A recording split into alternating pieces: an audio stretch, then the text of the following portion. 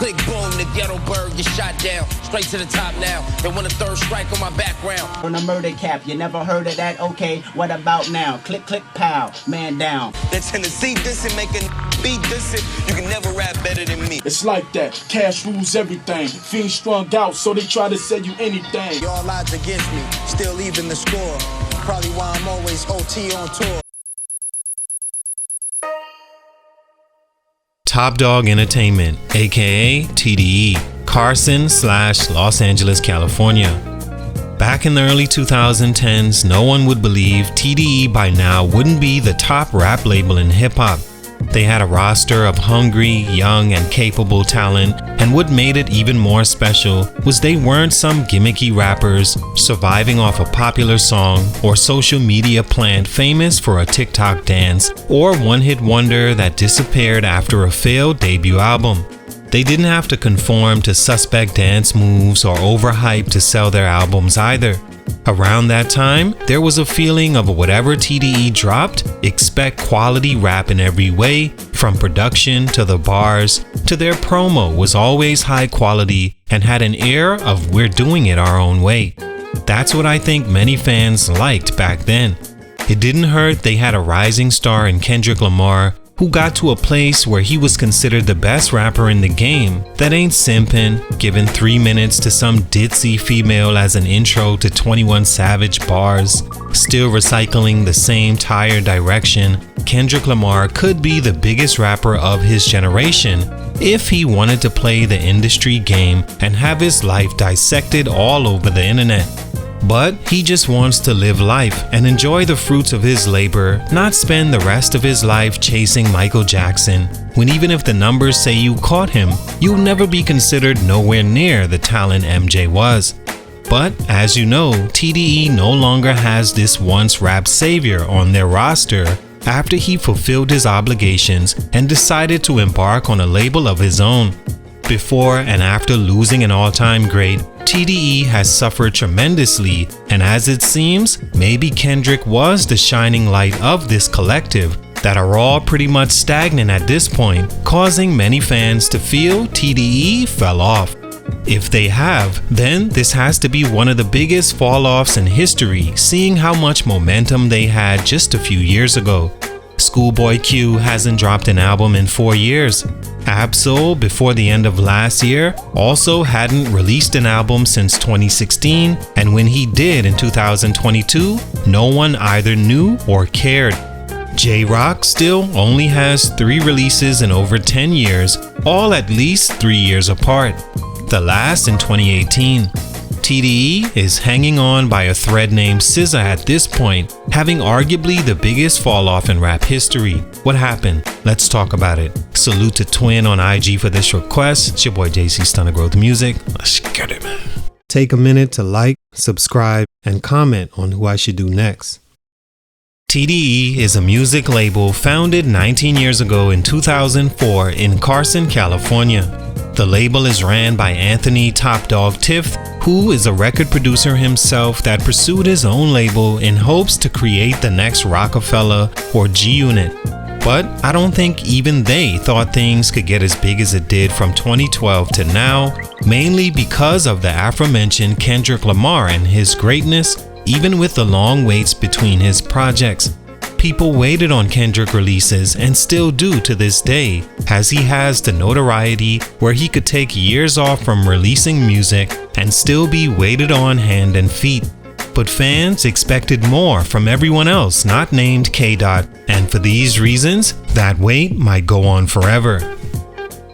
Stunt number 1, losing Kendrick Lamar. An argument can be made that we still wouldn't know what a Top Dog Entertainment was without the impact on rap music Kendrick Lamar was. Every so often in hip-hop, we see a talent that stands out above all the rest, and these talents are usually few and far between. In the last 13 years, there's only been a few to speak of: Drake, of course, J. Cole, and Kendrick Lamar. Not to say there hasn't been second-tier artists in that span that also deserve respect, but for the most part, these 3 have been battling over the last decade for the #1 spot, and all have their own lane they usually dominate. When it comes to sales and achievement, they can't compare to Drake. When it comes to flawless verses, consistency, and clever bars, I think J. Cole has the edge. And when we talk about a combination of both, that's Kendrick Lamar. The only thing is, he's not as consistent as Drake and Cole, therefore we really don't fully get to see him compete. But make no mistake, when he does decide to drop an album, it's always a movie and a time capsule where you remember exactly where you were and the state of hip-hop. His last 3 albums have all been #1 albums, and only Section 80 of his catalog has yet to go platinum. Some blame this inconsistency as far as releasing albums on Kendrick wanting to force his way out of T.D.E, and that's partly true, but not because he didn't believe in the label or they had a particular fallout, but because it was just time to do something different. A time to move on and try new things, says T.D.E boss Top Dog. And you know what? He's right, and I respect how he took this news. Kendrick is a world-class superstar who arguably is the best performer alive right now, period. His shows remind me of when Kanye used to have those creative shows with mountains and full-on ski mask back when My Beautiful Dark Twisted Fantasy came out early 2010s. For Kendrick to sit on a sub-label signed to a major label just didn't make much sense image-wise, business-wise, or growth-wise. Same with an artist like Drake having to leave Young Money and start his own OVO thing, even though he still has ties with Young Money and Cash Money. T.D.E was Kendrick Lamar, as their other artists always seemed second tier to his greatness and much more inferior in skill and star power. Schoolboy Q though had major potential, but... Stunt number 1, lazy artist. Lazy might be too strong a word, but who are we kidding? This is how the majority of fans secretly feel about Ab-Soul, J-Rock, and to some extent Schoolboy Q.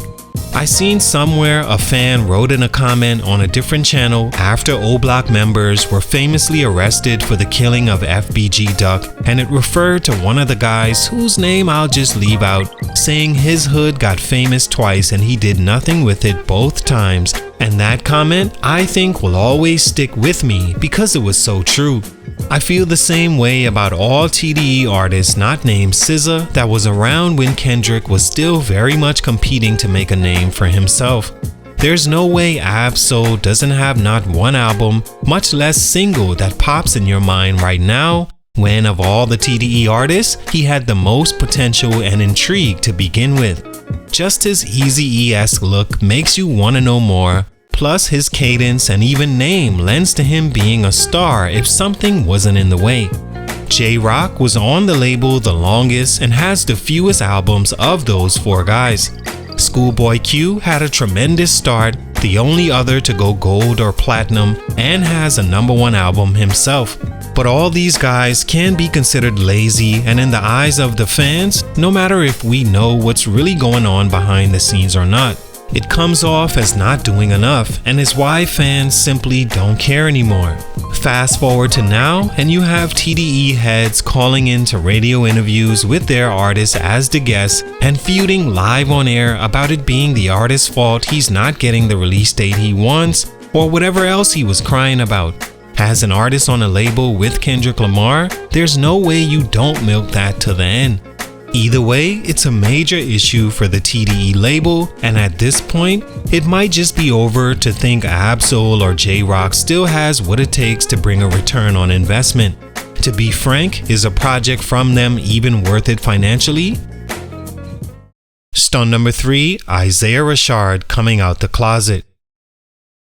Isaiah Rashad, in my opinion, behind Kendrick Lamar, always had the most potential of T.D.E artists, although Schoolboy Q was and probably still is a star if he wanted it more. But Rashad was nice, still is, and made introspective music that didn't feel like a waste of time listening to. No, he didn't have the hits like a Schoolboy Q, but he did have the chance to build a strong foundation and have a long career. As you may know, he was recently pushed out the closet when a video released of him performing on camera is all I'll say on Another Man. Joe Budden later interviewed him after the dust settled a bit, and he admitted to being an intimate lover of all people, including other men. This, I think, scared T.D.E as a label, at least for the time being. It matters even less, but the damage has already been done as far as fan support of the label, and Chance Richard returns on his investment, losing a large portion of his fan base simply because they have different beliefs than he does. He hasn't put out an album since being outed. T.D.E lost the talent, now afraid or confused as to what direction to go from here, and to be honest, he may never have another release on the label. Fans may not understand T.D.E releasing an album and promoting it from an artist that didn't come out right away and let it be known, but hid it for years and still doesn't seem to own up to who he is. That is the only way he survives, but I'm not sure if it matters for T.D.E. All in all, T.D.E is much different than before these three things happened. I'm not saying they're struggling to make ends meet or anything, but that potential to be the next big rap label is gone, and for these reasons. Salute, much respect, but for these reasons, their growth was stunted. It's your boy JC, StuntedGrowthMusic, and I'm out.